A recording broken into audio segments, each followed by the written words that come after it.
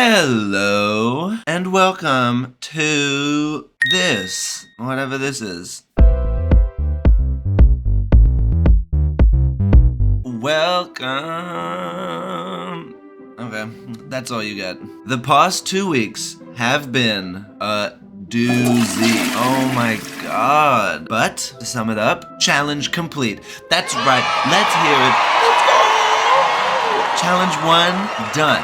Well, sort of. Oh, brother, this guy stinks! 2 weeks ago, I set out to complete an entirely new region in my game in just 1 week. This meant making a new tile map, making a new enemy type, coding up how the region behaves, making new music, among many, many things. In case you don't know, my name is Jonah. I am an indie solo game developer working on a game called Ewe Shall Not Pass. If you need some catching up, Ewe Shall Not Pass is a game where you play as Shmandalf the wizard and herd your sheep through lands unknown, fighting off the hordes of enemies that prey on them with your magic spells.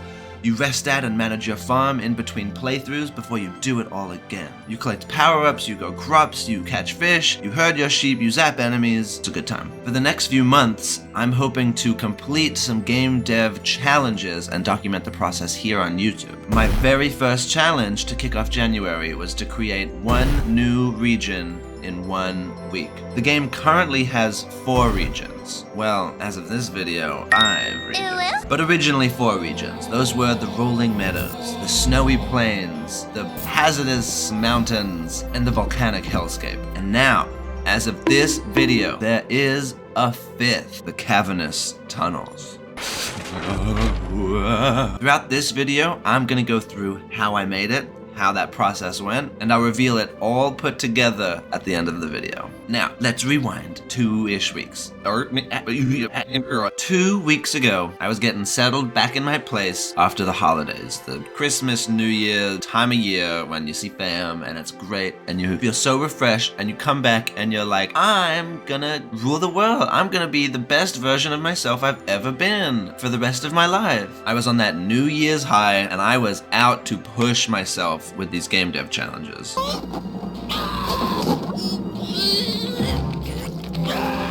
The goal was to stream that process on Twitch and have something by the end of the week. And I gotta say, what was I thinking? Oh my god. That was definitely the spirit of the new year passing through me. That was my equivalent of, oh my god, a new year, new me, let's go. I'm gonna go to the gym every day the rest of my life, starting today, January 1st. I can say now, in that post-New Year's clarity, I know better.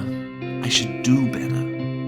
I should do less. What does that mean? What does that mean for me? What does do less mean? 1, Twitch is a no-go for me. It's hard for me to feel like I am providing an engaging stream when I'm on Twitch, and I want to do that. And it's just like 3 hours of me mumbling to myself. Think louder, Squidward! You're mumbling! And it's hard for me to be engaged and also actually develop the game. And it stressed me out. I am a shy guy. I might not look it, but on a live stream, that's a lot of pressure that I just don't want to deal with, to be frank. So take that thing I said in my last video where I was like, document some of the live process on Twitch and throw it out the window. I'll make a video here instead. The one thing I lose with Twitch is I was looking forward to that community engagement where people could give me live feedback on the stuff I was doing. But instead, if you have any comments on things you want to see, things you don't want to see, anything at all, leave a comment here. I read all of them, and they do change my trajectory in a good way. I'm not gonna like throw my game out the window if someone's like, this is lame. But if you're like, ooh, this would be kind of cool, I see that. I see you. Cool ideas. I'm just one guy. You're another person with another whole life and existence. You got cool ideas that I could never comprehend. I love when you share them. My game is kind of me sharing some ideas with you. Crazy. But now let's go back to that challenge that I was doing. The challenge started well enough. I streamed the first day on Twitch, and I was like, let's make a new tile map and a new enemy, and I guess pick a new region. I started with the cavernous tunnels, or the cave, in reference to the Lord of the Rings actual trajectory of the characters, where they try the mountain and they're like, ooh, this is hard. Let us go through the mines of Moria. And that's where they meet the Balrog, which is like how the whole game starts. I decided a fun enemy would be a spider, creepy crawly spider, and I gave myself 2.5 days to make some animations for the spider, the tile map or the region, and a background. And I got all of this done in half a day. I was like, wow, I am so ahead of schedule. This challenge is gonna be a breeze. I started with an animation of the spider walking, and then I was like, ooh, the spider should descend from the ceiling. So I made an animation of the spider descending. And then I started to think, I would love for this region to play a little differently from the other regions. All the other regions, you are herding your sheep from left to right while enemies constantly come at you and you're shooting them to defend your sheep, and it's a mad rush. And I was like, let's add a little tension. We're doing spiders, we're doing caves, we're doing spooky. Let's get that heart rate up in a different kind of way. So instead, I thought it would be interesting if you had to exert more control over your flock. You had to really hone your sheep herding skills, which you don't necessarily have to do in the other regions. So I thought maybe these spiders could be a boss type enemy, but they only spawn if you trigger a trap. Trap in this case is a web. If you step on their web, they'll descend down from the ceiling. They have 5 hit points, which is a lot in this game. And I decided for these traps, instead of just throwing little traps all over the place, I would do a maze. So I would have the entire region be web, and there was a single carved out pathway for you and your sheep to take. And so you gotta be deliberate with how you herd those sheep. Cool idea, right? Thank you. Oh, stop, you're too kind. Well, let me tell you, coding this was terrible. It was terrible, the maze. This might not make sense, because it doesn't make sense to me. To make the maze, I needed a square web unit block that I could populate the screen with and then remove those individual cell blocks to create a pathway. Asset, easy enough. The tricky with a square block is when it's on the edge, it has like a straight line and it looks like it doesn't belong in the scene. So I added borders to these web blocks that would turn on if it was on the edge to like fray it out and make it feel like it was a part of the environment. And I would turn off if it was next to another web so that it didn't overlap and look messy. Step 1 is just to spawn these webs across the map. Not too bad. I started in the top right, spawned to the bottom left because I didn't want the webs to overlap with the background that I have along the top of the screen. Step 2, generating the maze. I have never done randomized level design like this before, where the entire environment changes, the pathways you can take change, and so it was a tricky place to start. So I started with something called recursion, which I don't really understand. I will see if I can talk about this. My background is in architecture. I am learning programming through YouTube, so it's a process for sure. So what this recursion did is I would pick a starting point, one of the web cell blocks along the edge where the player is, so they can enter the maze. And then I would randomize the directions. I would look at all the directions and I would pick one. And if that web could be turned off, it was like a viable web, then I would do that. And I would keep doing that until I got to the end. If I hit a dead end, I would try and go back a step and try another direction, and I would keep trying to do that. And I was doing that in my recursive method. I think recursion is when you like call the method from within the method so that it like kind of keeps unfolding until it hits a final metric threshold when it wraps up, and then it sort of rewinds, does it all. It's like a yo-yo. The method is like, it's picking all those cells, and then when it hits the last cell, it just like does them all at once. My experienced programmers watching right now are probably like, recursion? Recursion is so easy. What a dunce. I was doing recursions in the womb. Well, to that I say, I'm trying, okay. Unfortunately, this code of mine was getting a ton of stack overflows because it was bad code. I didn't know what stack overflows were at first until my second try with this code. I used stacks, which are also something that I'd never used before. If you don't know, a stack is like a stack of plates. The first one you put on is the first one you take off. If you have a stack of plates in your house, there's like 3 plates at the bottom that never get any use because you're always taking the ones off the top and then putting them back on the top. So in this stack of plates, I was putting in the web I was just at and the direction that I used to get there. And I would pick a direction and then I'd add to this stack of plates. And if I hit a dead end, I would go back a few stack of plates. And this worked really, really well. This was way better, no stack overflows, great. The next issue were these web borders. Oh, I'm getting aftershock of that like horrendous 2 to 3 days of code where I just couldn't figure out what the problem was. Those webs, they have borders on each side that can be turned off depending on if they're on an edge or if they're surrounded by other webs. Turn borders on if it's on the edge, turn borders off when it's next to another web. It was not working for days. Originally, the code was hosted within the web itself, and it was checking to see if there was a web next to it. Then in the maze function, I'm deleting some, and so it was getting the answer wrong because the timing was wrong. And in hindsight, I probably could have just like waited a few frames and then called this method, but I didn't want to do that because that felt wrong in my heart. So instead, I changed that code to the maze generator, and I stored the grid I made in like a 2-dimensional array, and after the maze was spawned, I would go through and I'd be like, okay, assign the webs. And this didn't work for like a full day, and it turns out it was because my code was trying to assign these borders from the webs going left to right, and I was spawning them right to left, and it's such a little thing that it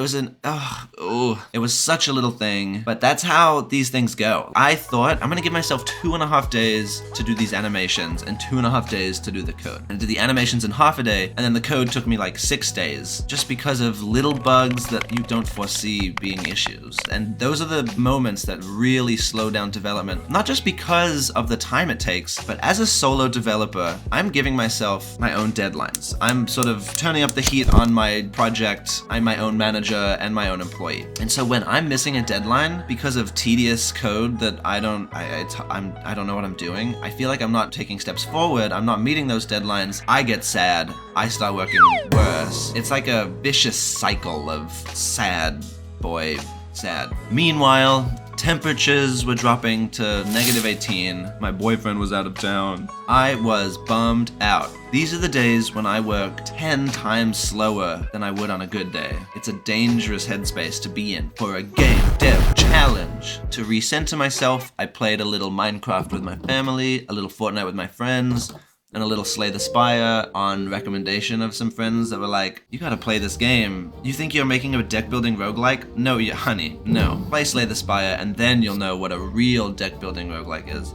And they're right, I had no idea. And it really helped to sort of recenter myself, and it brought my work speed from a multiplier of -10 back up to like 0, we'll say, just like neutral. And that is huge. Playing these games was an important part of my process. They're inspiring. It's really fun to play a game and say, oh my gosh, I'm trying to do a very similar thing. Maybe I can tweak that and make it my own in this game. Very nice. And it's just fun to play games, to relax, chill, get out of your head. If you're not centered, you're gonna be eating your own tail, and that's not good. This is where I failed the challenge. I didn't do it in 5 days. In fact, there are still loose ends now, but for the most part it's done. It just doesn't work in the game yet. I've built the scene and it's working as a single entity, but it has to exist in a game with a lot of code that sort of connects these scenes and these threads. So I have to like surgically create an opening for it, slide it in, and then connect that code back into it, and I just haven't done that.